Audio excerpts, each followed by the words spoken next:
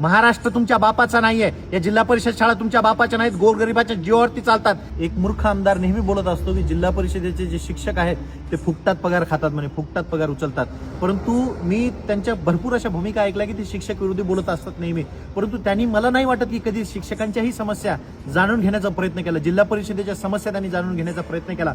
शिक्षकांवरती नंतर येऊ, परंतु जर तुम्ही शाळेची कंडिशन बघितली ना जिल्हा परिषद शाळेच्या, तर 40-40, 50-50 वर्षापूर्वीच्या बिल्डिंग आजही त्या उभ्या आहेत की कधी पडतील याची गॅरंटी नाहीये. त्या बिल्डिंगचं काम अजूनही बाकी आहे. तिथे साधा शिपाई सुद्धा नाही. म्हणजे जर एखादी शाळा असेल तिथली साफसफाई सुद्धा त्या शिक्षकांना करावं लागते, जिल्हा परिषदेच्या शिक्षकांना. आज कित्येक अशा शाळा आहेत की तिथे शिक्षकांची कमी आहे. म्हणजे 2-2, 3-3 वर्गाला एक शिक्षक शिकवतोय आणि तरीही तुम्ही शिक्षकांवरती कठोर भूमिकेनं बोलता, तर खरं तर तुम्हाला लाज वाटली पाहिजे.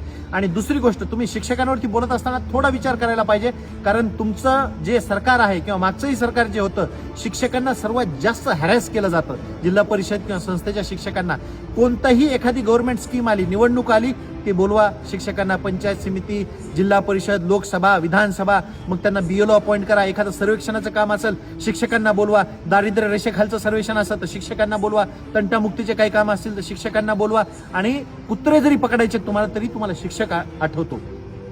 म्हणजे तुम्ही शिक्षकांना त्यांच्या मूळ कामापासून दूर करता. त्यांचं काम आहे की विद्यार्थ्यांना चांगली गुणवत्ता देऊन त्यांचं भविष्य घडवणं, परंतु त्याच कामापासून तुम्ही शिक्षकांना दूर ठेवता आणि अगेन शिक्षकांवरती तुम्ही प्रखर भूमिका मांडता, टीका करता, परंतु त्यांच्या समस्या जाणून घेत नाही. तुमचा जो डाव आहे ना, डाव हे महाराष्ट्राला कळत चाललेला आहे. ज्या तुम्हाला शाळा बंद करायच्या, ज्या तुम्हाला शाळा प्रायव्हेट करायच्यात, म्हणजे गोरगरिबांचा मुलगा शिकला नाही पाहिजे शाळेमध्ये, ही तुमची जी भूमिका आहे ना, ही आम्ही पाडून मारू, पाडून. तुम्हाला सांगतो, महाराष्ट्र तुमच्या बापाचा नाहीये, या जिल्हा परिषद शाळा तुमच्या बापाच्या नाहीत, गोरगरिबाच्या जीवावरती चालतात. त्या लेकरांचं भविष्य तिथून घडतं. आणि ते आमदार साहेब, तुम्ही पण कदाचित त्या जिल्हा परिषदेतून आलेले असाल तर बोलताना जरा भान ठेवून बोला. आणि तुम्हालाही सांगतो, जनता म्हणून तुम्ही कधी उठणार आहात, तुमचे डोळे कधी उघडणार. सर्व बंद झाल्यानंतर विद्यार्थ्यांची पटसंख्या, त्याचा जर विषय काढला तुम्ही, तर 20च्या मागे एक शिक्षक असायचा, आता 40 करून टाकला त्यांनी. म्हणजे एखाद्या गावामध्ये जर 10-20 जर विद्यार्थी असतील तर ती शाळा बंद होण्याला कोणी थांबू शकत नाही. ही परिस्थिती, याच्यासाठी आम्ही आंदोलन उभं करतोय. तर तुम्हाला सोबत यायची गरज आहे.